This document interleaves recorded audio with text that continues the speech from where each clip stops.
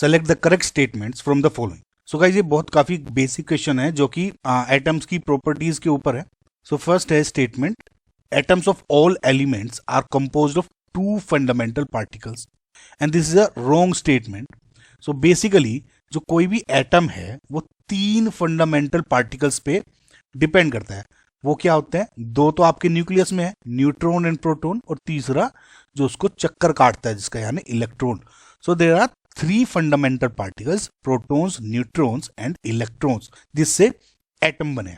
So this is a wrong statement. दूसरा है बहुत स्ट्रेट फॉरवर्ड जो आपको याद भी होना चाहिए कि mass of electron is 9.1 × 10⁻31 kg। आपने काफी क्वेश्चंस भी सोल्व किए होंगे, ये इसका स्ट्रेट फॉरवर्ड है ना।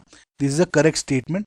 और ये यूनिट जरूर देख लिया करें, कभी कभी क्वेश्चंस में ग्राम में लिख दिया, ये वैल्यू सेम है तो वो गलत हो जाएगा ना, तो केजी में है। All the isotopes of a given element show same chemical properties.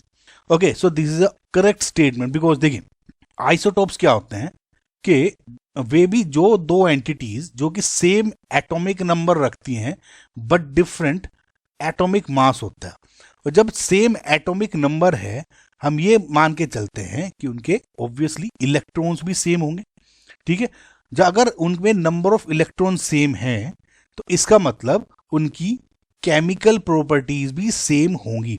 देख क्या होता है कि जो आपके नंबर ऑफ इलेक्ट्रॉन्स हैं वो एक हद तक ये डिसाइड करते हैं कि कोई भी आपका एलिमेंट है, ये आयन है, उसकी प्रॉपर्टीज क्या होंगी ऑब्वियसली, राइट। अब जैसे सपोज ये सोडियम है और ये Na+ लिख देता हूं, ये इनकी जो नंबर ऑफ इलेक्ट्रॉन्स हैं ये एक गेन, इसने ऑलरेडी गेन, ये स्टेबल हो गया एक लूज करके, इसे एक अभी स्टेबल करना है, समझ। तो ये क्या हो गया, एक रिड्यूसिंग एजेंट की तरह बिहेव कर सकता है। Again this can behave as an oxidising agent.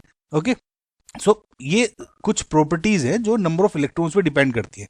तो आई होप आप एग्जिस्ट समझ गए होंगे कि किस हिसाब से केमिकल प्रॉपर्टीज सेम हो जाती है। डी है, protons and electrons are collectively known as nucleons. देखिए न्यूक्लियॉन्स बेसिकली वे पार्टिकल्स हैं जो कि आपके न्यूक्लियस के अंदर अवेलेबल रहते हैं। न्यूक्लियस के अंदर आपके क्या रहते हैं? एक तो प्रोटॉन्स एंड न्यूट्रॉन्स। इसमें क्या बोला? Electrons and protons. तो इलेक्ट्रॉन की वजह से ये जो स्टेटमेंट आपका रॉन्ग हो गया। Dalton's atomic theory regarded the atom as an ultimate particle of matter. Again this is a correct statement. अगर आपने डाल्टन्स के जो पोस्टुलेट्स पढ़े होंगे ऑफ एटॉमिक थ्योरी, उसमें सबसे पहले ही ये लिखा जाता है कि all matter is made of very small particles known as atoms. Okay, so जो डाल्टन्स का फर्स्ट पोस्टुलेट ही है यही वही स्टेटमेंट ही लिखा हुआ है and this is also a correct statement. तो इसका मतलब BCE यानी option number B will be your final answer.